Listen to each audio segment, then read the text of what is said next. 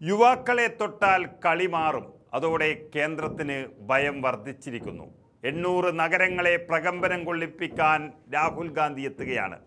രാജ്യത്തെ ലക്ഷക്കണക്കിന് വിദ്യാർത്ഥികളുടെ ഭാവിയും വെച്ച് പന്താടുന്ന കേന്ദ്ര ഭരണകൂടത്തിൻ്റെ ദ്രോഹ നടപടികൾക്കെതിരെ അന്തിമ പോരാട്ടത്തിന് തുടക്കമിട്ടിരിക്കുകയാണ് കോൺഗ്രസ് നേതൃത്വം. ഡൽഹിയിൽ ചേർന്ന നിർണായകമായ കോൺഗ്രസ് പ്രവർത്തക സമിതി യോഗത്തിലാണ് കേന്ദ്ര സർക്കാരിൻ്റെ ഉറക്കം കെടുത്തുന്ന നിർണായകമായ പ്രഖ്യാപനങ്ങൾ പുറത്തു വന്നത്. രാജ്യത്ത് അടുത്ത കാലത്തായി നടന്ന പരീക്ഷാ അട്ടിമറികളും തുടർച്ചയായ ചോദ്യപേപ്പർ ചോർച്ചകളും കോടിക്കണക്കിന് ഉദ്യോഗസ്ഥരുടെയും വിദ്യാർത്ഥികളുടെയും ജീവിതമാണ് ഇരുളിലാക്കിയത്. വർഷങ്ങളോളം രാപ്പകലില്ലാതെ കഷ്ടപ്പെട്ട് പഠിച്ച് പരീക്ഷ എഴുതുന്ന നിർധനരായ വിദ്യാർത്ഥികളുടെ അധ്വാനത്തിന് മേലാണ് തട്ടിപ്പുകാർ വില പറയുന്നത്. എന്നാൽ ഇനിയൊരു കളിക്കും കേന്ദ്രത്തെ അനുവദിക്കില്ല എന്ന് ഉറച്ച നിലപാടിലാണ് പ്രതിപക്ഷം. പരീക്ഷാ മാഫിയകളെയും അവർക്ക് കുടപിടിക്കുന്ന കേന്ദ്ര ഏജൻസികളെയും തെരുവിൽ നേരിടാനാണ് കോൺഗ്രസ് പ്രവർത്തക സമിതി തീരുമാനിച്ചിരിക്കുന്നത്.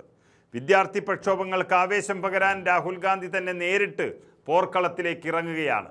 ഛാത്രോം കി ഗുഞ്ച് എന്ന ബൃഹത്തായ ജനകീയ ക്യാമ്പയിൻ രാജ്യത്തെ 800-ലധികം നഗരങ്ങളിലേക്ക് വ്യാപിപ്പിക്കാനാണ് തീരുമാനം.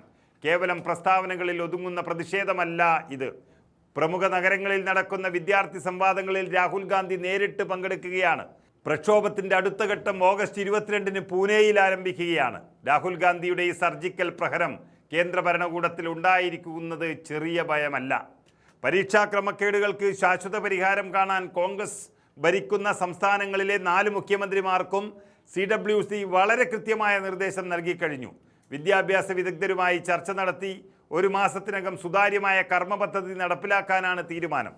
വിദ്യാർത്ഥികളുടെ ഭാവി സുരക്ഷിതമാക്കാൻ കോൺഗ്രസ് ഭരിക്കുന്ന സംസ്ഥാനങ്ങൾ മാതൃകയാകുമ്പോൾ കേന്ദ്ര സർക്കാരിൻ്റെ പരാജയങ്ങൾ കൂടുതൽ വ്യക്തമായി പുറത്തു വരുന്നു. ഇതിനു പുറമെ ഉത്തരാഖണ്ഡിൽ AICC അധ്യക്ഷൻ മല്ലികാർജ്ജുൻ ഖർഗെ പങ്കെടുത്ത പരിപാടിക്ക് ശേഷം വേദിയിൽ ശുദ്ധികലശം നടത്തിയ BJP നടപടിക്കെതിരെ കടുത്ത അമർഷമാണ് യോഗത്തിൽ ഉയർന്നത്. ഇതിൽ പ്രധാനമന്ത്രി നരേന്ദ്രമോദി പരസ്യമായി മാപ്പ് പറയണമെന്ന് കോൺഗ്രസ് ആവശ്യപ്പെടുകയും ചെയ്തു. രാമക്ഷേത്ര സംഭാവന തട്ടിപ്പ് കേസിൽ യഥാർത്ഥ പ്രതികളെ രക്ഷിക്കാൻ അന്വേഷണ സംഘം ശ്രമിക്കുകയാണെന്ന ഗുരുതര ആരോപണവും സമിതി ഉന്നയിച്ചു. വന്ദേ മാതരം ആലപിക്കുന്നതുമായി ബന്ധപ്പെട്ട പാർട്ടി നയത്തിൽ മാറ്റമില്ലെന്നും ഇത്തരം വിവാദങ്ങൾ ഉയർത്തി യഥാർത്ഥ ജനകീയ പ്രശ്നങ്ങളിൽ നിന്ന് ശ്രദ്ധ തിരിക്കാനാണ് BJP ശ്രമിക്കുന്നത് എന്നും പാർട്ടി വ്യക്തമാക്കി. അതേ മോദി സർക്കാരിൻ്റെ അനീതികൾക്കെതിരെ പടയൊരുക്കം പൂർത്തിയാക്കി കഴിഞ്ഞു.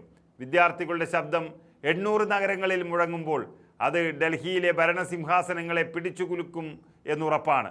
പോരാട്ടം തെരുവിൽ ശക്തമാകുമ്പോൾ രാജ്യം കാതോർക്കുന്നത് രാഹുൽ ഗാന്ധിയുടെ അടുത്ത നീക്കങ്ങളിലേക്കാണ്.